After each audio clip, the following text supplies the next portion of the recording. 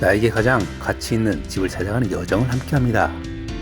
오늘은 정책, 시장 데이터, 신규 분양 단지의 분석 영상입니다. 다른 영상도 골라보셔서 내 집 마련 계획에 도움이 되시면 좋겠습니다. 송파 하남선의 기본 계획을 승인한다고 국토부에서 발표했습니다. 3기 신도시 중 하나인 하남 교산지구 광역교통 개선 대책의 핵심 노선으로 32년 개통 목표로 본격 추진된다는 내용입니다. 원래 있던 계획을 그냥 진행하는 것인데 별다른 뉴스인가 라고 생각될 수 있습니다. 하지만 그 의미를 좀 더 깊게 들여다보겠습니다. 공신력까지 담보하지는 않지만 최대한 객관적으로 보려 합니다. 하남 교산지구의 광역교통 개선 인프라는 기흥 인프라 및 다른 여타 계획도 많이 있지만 3호선 연장선인 송파 하남선이 핵심 인프라인데 이 계획은 지난해 7월 이미 발표된 내용입니다. 하지만 지난 4월 행안부 중앙투자심사 결과에 반려되었다는 소식은 사업 시행에 연기에 대한 우려를 증폭시켰던 것이 사실입니다. 이후 정권이 바뀌고 정책은 변화가 불가피하게 됩니다. 신정부 출범 전부터 상승세를 보였던 서울기준 아파트 시세의 주간 상승률이 상승하더니 급기야 정부 출범 3주 만에 주간 상승률 0.54%까지 치솟게 됩니다. 이에 따라서 신정부 출범 한 달이 채 되기도 전에 시장의 예상을 뛰어넘는 금융 조치를 통한 첫 번째 부동산 대책을 전격적으로 발표하게 됩니다. 종합적인 부동산 대책을 준비할 시간도 없었기 때문에 일단 시장을 진정시키기 위한 수요 억제책으로서 대출 규제만 한 것은 없으니까요. 취임 30일 기자회견에서 대통령은 이번 부동산 관련 대출 규제는 맛보기에 불과하다. 수요 억제책은 얼마든지 남아있다고 했습니다. 그러면서 향후 정책 방향에 대해서도 언급을 했는데 기존에 계획된 신도시가 많이 남아있고 현재 공급이 잘 안되고 있다. 기존에 돼 있던 것은 그대로 해야 한다. 대신 속도를 빨리 할 생각이라고 했습니다. 이와 같은 정부의 방침에 시장은 잠시 주춤하는 듯 했습니다. 하지만 그것도 잠시 다시 상승폭을 확대하고 있습니다. 추가 대책이 생각보다 더 빨리 나올 가능성이 높아 보입니다. 그 시기는 아무래도 지난 11일 지명된 김윤덕 국토부 장관 내정자가 임명되는 대로 발표되지 않을까 생각이 됩니다. 장관 후보자의 첫 일성이 선호 입지의 신속 공급이라고 밝힌 만큼 공급 대책이 포함될 것으로 예상해 보는데요. 이런 상황에서 송파 하남선의 기본계획 승인 소식은 단지 계획대로 진행되는 것 이상으로 교산 신도시를 비롯한 3기 신도시를 주목해 봐야 하는 이유라고 생각이 듭니다. 물론 3기 신도시의 진행 속도에 대해서 회의적인 시각도 있습니다. 하지만 조금 더 자세히 들여다보면 토지 보상이 완료된 하남 교산과 고양 창릉을 중심으로 공급 속도를 높일 가능성이 꽤 있어 보입니다. 또한 군부대 이전이나 기업 이전 등 정부 주도로 속도를 높일 수 있는 부분도 있음을 감안하면 공급 대책에 포함될 가능성이 높아 보입니다. 이러한 시점에서 고양 창릉 신도시를 다시 한번 볼만하겠습니다.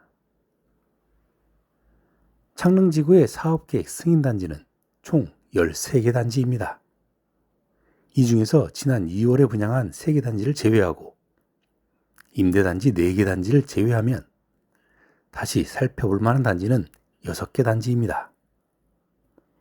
왜냐하면 올해 분양 예정 계획에는 없었지만 이미 사업 승인이 났기 때문에 정부의 의지에 따라 그 분양 시기를 앞당길 수도 있다고 보기 때문입니다.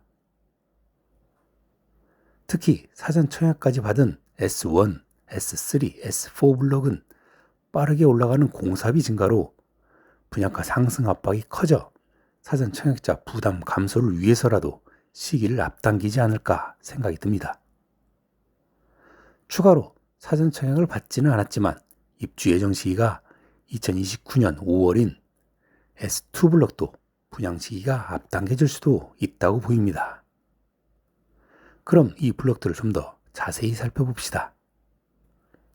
한편 S8, S10 블럭은 입주 시기가 33년 이후이기 때문에 분양 시기를 당기는 대상에 포함되지 않을 수 있지만 상황에 따라서는 폐지되었던 사전 청약 제도를 부활해서 조급한 수요를 진정시키는 용도로 활용할 가능성도 배제하기 어려워 보입니다. 따라서 눈여겨볼 필요가 있습니다. 조기 공급 후보 단지들은 무엇보다도 GTX 역세권은 아니지만 고양 은평선을 통해서 서울 출퇴근이 가능한 입지인데 최근 고양 은평선 건설 공구 입찰이 마무리돼서 개통이 순조롭게 진행될 것으로 전망되는 것은 호재입니다. 다만 개통 예정이 32년이라 입주 후 상당 기간은 불편을 감수해야 할 듯 합니다.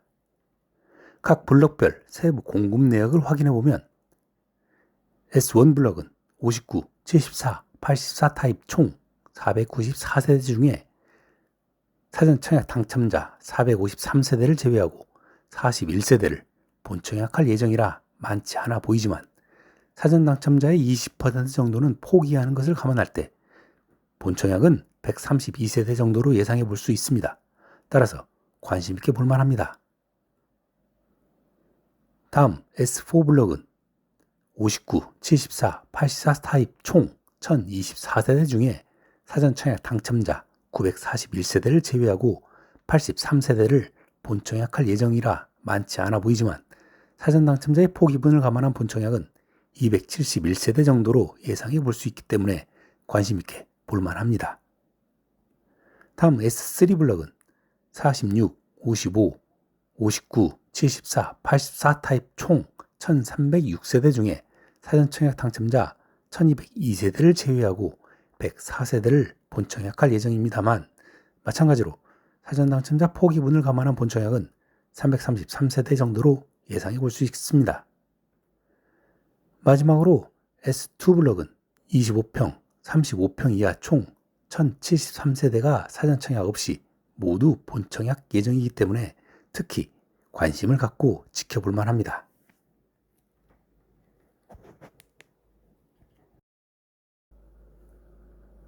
자, 다음은 토지 보상이 완료된 또 하나의 신도시 하남 교산 신도시를 살펴봅시다.